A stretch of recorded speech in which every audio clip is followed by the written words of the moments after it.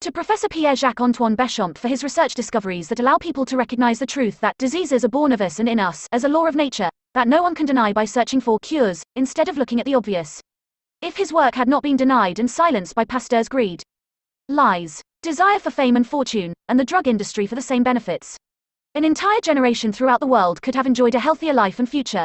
To Dr. Joseph Jansay, the president of the National College of Chiropractic, 1940s-1950s, who went beyond the false teachings of Louis Pasteur's germ theory, to teach his students, including me, about the suppressed discoveries of Antoine Béchamp, indicating that his research indeed had merit that supported our willingness to deliver natural health care, that Béchamp should be honored and promoted. It is my gratitude to the belated doctors of chiropractic who passed their writings on to me personally, in their search for answers that would expand the research of Professor Antoine Béchamp, this in regard to French Professor Jules Tissot and Russian Dr. Introduction. Older dictionaries do not contain the definitions of new popular words, and to correct that deficiency so that it is clear what we are dealing with, let's present the full meaning of the word. Scam implies cheat, swindle and betrayal of trust and includes personal damage suffered by one or more persons. America and other countries have had epidemics that harmed or killed thousands of people, yet they are told they must protect themselves by being vaccinated to build up antibodies in one's immune system to protect him from an infectious attack. Since Louis Pasteur introduced the germ theory, we have been at war with bacteria and viruses, and have developed more and more vaccines and antibiotics to eliminate disease. But we now have disease-resistant germs and new forms of disease that have arisen. With the threat of more epidemics, where does it end? What would you say if this was one big lie?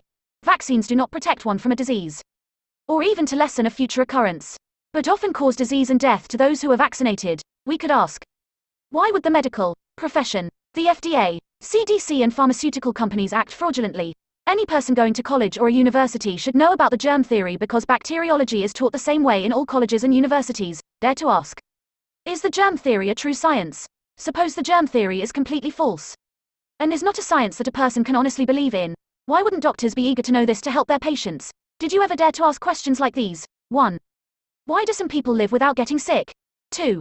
What is the immune system and how can it be enhanced? 3. Where did bacteria and viruses initially come from? And why? 4. Could bacteria and viruses be a result of disease rather than a cause of disease? 5. Why are supergerms antibiotic-resistant germs created in our hospitals? 6. What could be the motive for deceiving the people on this matter of disease? Who would profit most? A statistician or big pharma?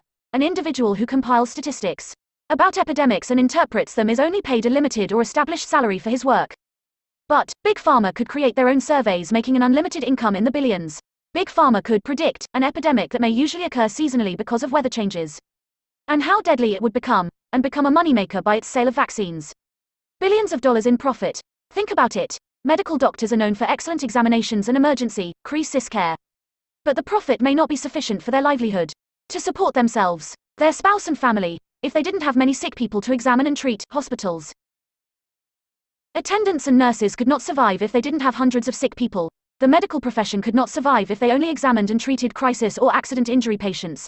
Big pharma is taking the leadership role in making money and helping the medical profession, the hospitals and the FDA and CDC to profit from the promotion of epidemics because of their belief in the money-making potential of the germ theory. Big pharma would resist change and their benefactors would support them. Where is the evidence? Let us look at a scam. Perhaps you have seen the American Greed series on television, where a person figures out how to cheat people out of thousands or millions of their life savings, retirement insurance and personal property, through Ponzi schemes. Do you know that one man in the 1800s discovered how he could gain fame and fortune by stealing, lying, and plagiarism of an esteemed professor's research? Such a man was Louis Pasteur and his germ theory. It didn't take long for the drug companies and the medical profession to join hands with Pasteur for a future of growth in fighting each new infectious disease with a vaccine. Their incomes and living standards could skyrocket. In 2008, America was hit by the swine flu epidemic, and the news media was given the prediction that hundreds and perhaps thousands of people would become sick and might die. How much is a person's life worth? Big Pharma was going to try and manufacture thousands of vaccines to protect our citizens. Farmers struggling in a bad recession were worried about selling their livestock, pigs. They criticized the phrase swine flu, claimed that the epidemic was coming from swine, pigs, and this was not true. They had healthy pigs. Then, quickly the answer came. Some bacteriology expert suddenly changed the designation to the H1N1 virus. This raised a few questions. Think about the possible answers. Point 1. Why was the current seasonal flu season called the swine flu? How was it connected to swine, pigs? 2. How and from where was the H1N1 virus isolated? 3. Why do vaccines contain fillers and adjuvants like squalene, condemned by congressional investigators in 2004?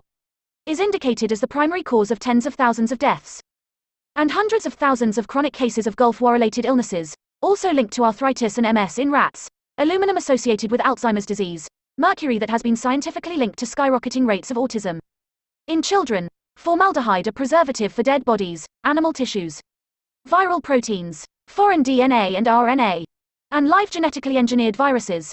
Is it the intention of Big Pharma to create new diseases to fight against, so that BP could own Americans' healthcare expenditures? 4. What does this have to do with a bug that Pasteur said comes from the air, with all the questionable science behind it? There are no guarantees that the vaccine will actually prevent the disease from occurring in those vaccinated, and will not cause other diseases. If you were aware of what happened in the swine flu epidemic in 1976 during the presidency of Gerald Ford, you may remember newspapers reported in February 1976 that a flu virus identified as a variant from the A Victoria strain infected some soldiers at Fort Dix, New Jersey. About 500 people were infected by it and one of the soldiers died. One soldier had been sick but voluntarily went on a long march in his weakened condition. If he hadn't, he would have survived. The virus wasn't deadly in the first place.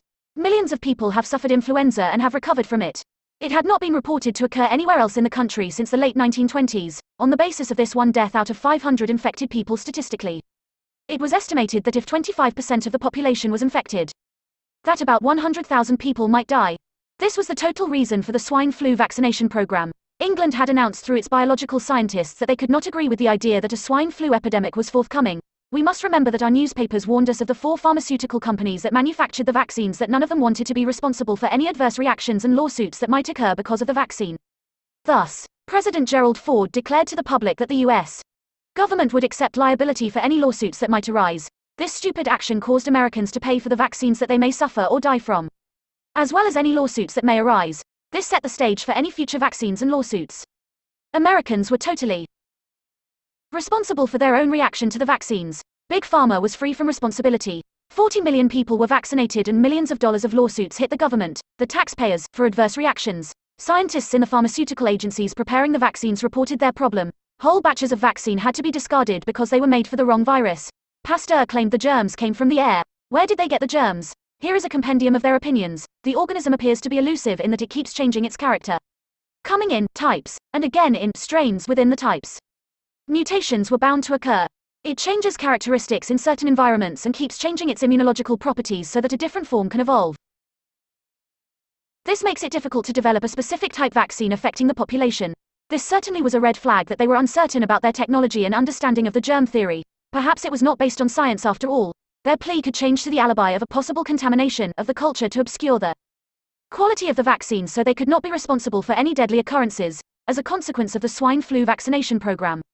Over 500 people suffered from Guillain-Barré syndrome. The combinations of symptoms were muscular weakness and temporary paralysis. And if the nerves controlling the person's lungs and respiration were affected, it could produce death. There was no swine flu epidemic, but the vaccine caused the Guillain-Barré syndrome in more than 500 people and 25 deaths. The vaccination program was withdrawn after just 10 weeks when the link to GBS became known. There were more than 500 lawsuits and the taxpayers paid the bills. It is almost like history repeats itself in some ways. In the Journal of the American Medical Association, May 7, 1932, page 1625, Dr. Alfred Gordon of Philadelphia says, since the introduction of antimicrobic serums, a fairly large number of complications have been observed, motor and sensory phenomena occupying the most important place among them. Anti-tetanic serum is the one frequently given as a preventive measure, and in this capacity it is incriminated as the direct cause of paralytic phenomenon that occasionally follow its administration, to avoid all possible litigation. It is suggested to have the patient sign a certificate relieving the physician from all responsibility and consequence of immunization work. What a science! Imagine an architect, engineer, attorney, or any other trained specialist hedging and forcing his client to assume great risks in fields wherein the expert services had been retained for the specific reason that the client was totally ignorant of the risks. Is it any wonder that fear and suspicion grip those patients who are able to think in terms of their own welfare? Ref. Rational B. P. 280. This is only the beginning of the story, because there will be more serious epidemics unless Americans learn the truth about them and demand a whole new biology and a ban on all vaccines. I was told by a Ph.D. who is a facilitator on the subject of the germ theory at a college that he was teaching the same material that is used in all colleges and universities in America. I was taught the same material out of textbooks on the subject in the National College of Chiropractic and also had been given a different understanding from an earlier history of the subject that referred to the plagiarism of Louis Pasteur. This part was not in their program. I challenged his knowledge of the subject by asking the subject facilitator, who was a Ph.D. Where do the disease germs come from and why? He said, I don't know. Then I said, I do know. The colleges and universities should know about this. And that, dear reader, is the reason for this book. It would mean a whole change in biology and healthcare. How much money would an epidemic cost? Millions. How much should be added to it for persons who suffered from the vaccines or whom have died from them? How much money is paid for human experimentation? There's the billion-dollar factor.